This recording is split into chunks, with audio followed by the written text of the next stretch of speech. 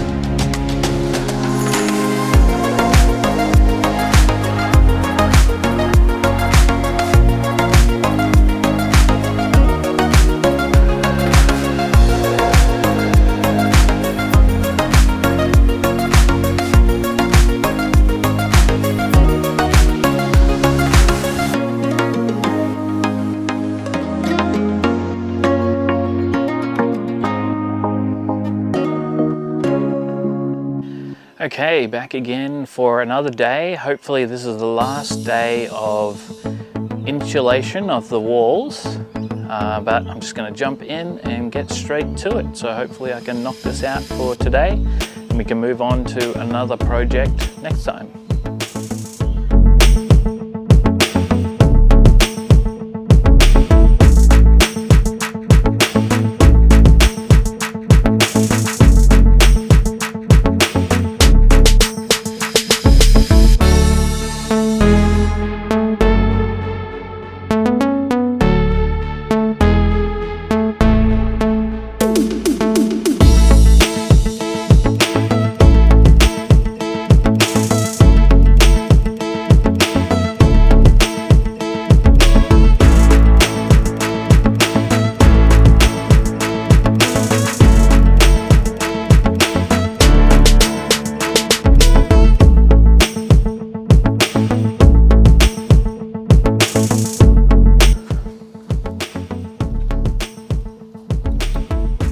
Okay, I'll take you in for a look at the insulation on this side of the wall.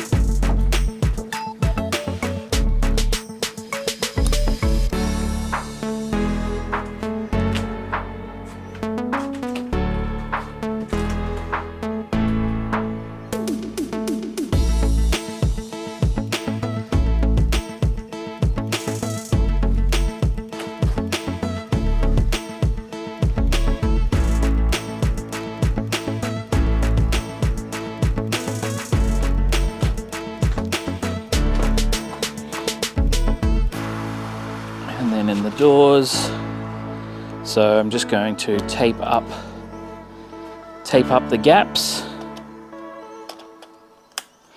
with the tape that was provided, and then we should be done with the insulation on the walls.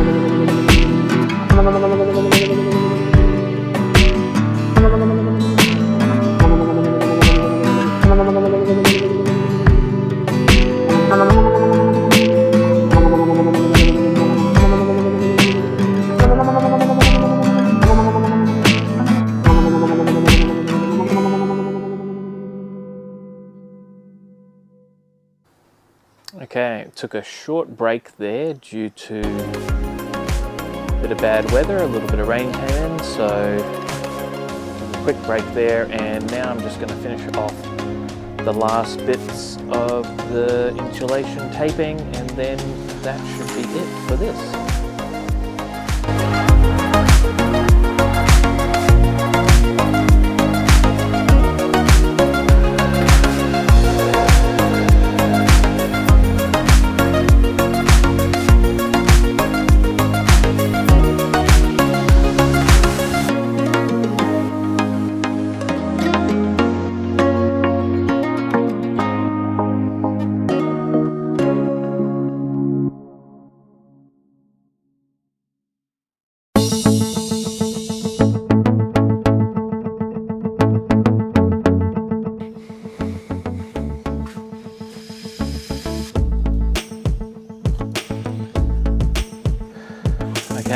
that's enough of the sealing up all of the gaps in between the insulation, so I'll just show you what that looks like now.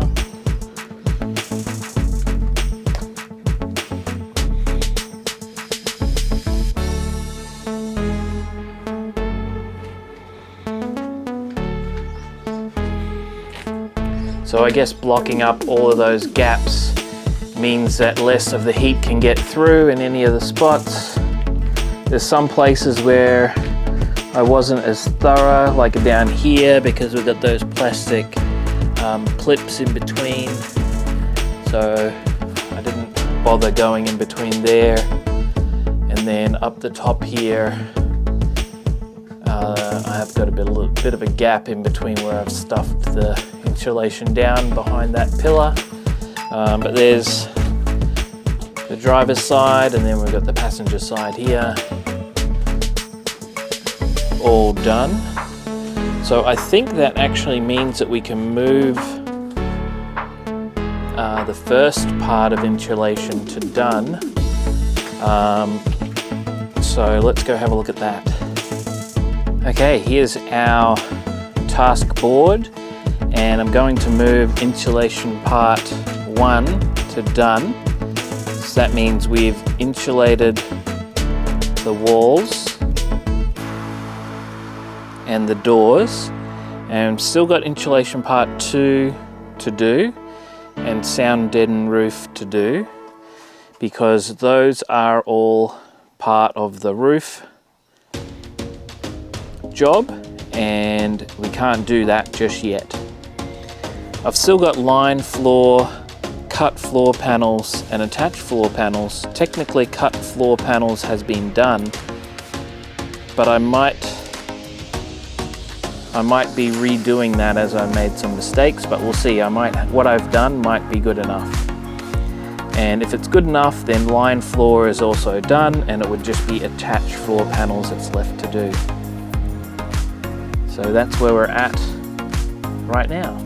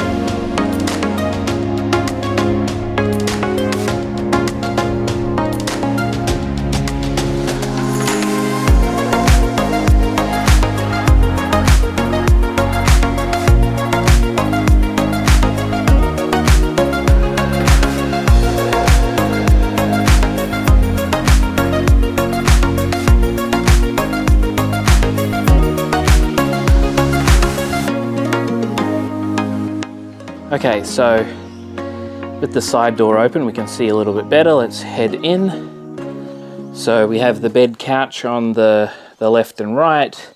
Eventually the bed will end and we'll have like countertop slash storage areas. And this big box that I've got right in the corner here, this is about 100 centimeters by 100 centimeters, which I think is going to be how much room is required for the shower at this stage. And the problem that I'm seeing is because I've got this little outcrop here where the kitchen will go as well. It will go out into the opening, and I basically gave it about half of the door space there.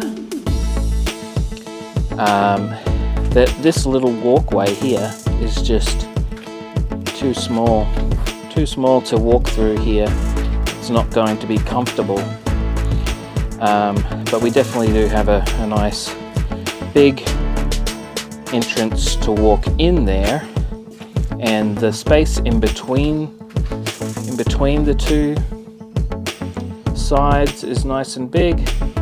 We just have something not right here at this point where this part sticks out. So I'm going to have to do some recalculating on that, and yeah, if I post this video before I figure this out, let me know what you think I should do. This is a head scratcher. Okay, and a quick last update on the layout. I've just taped off the area where the bed would fit in. So this will be the width of a queen size bed, which should be good enough for me. So let's have a look. So the bed will go from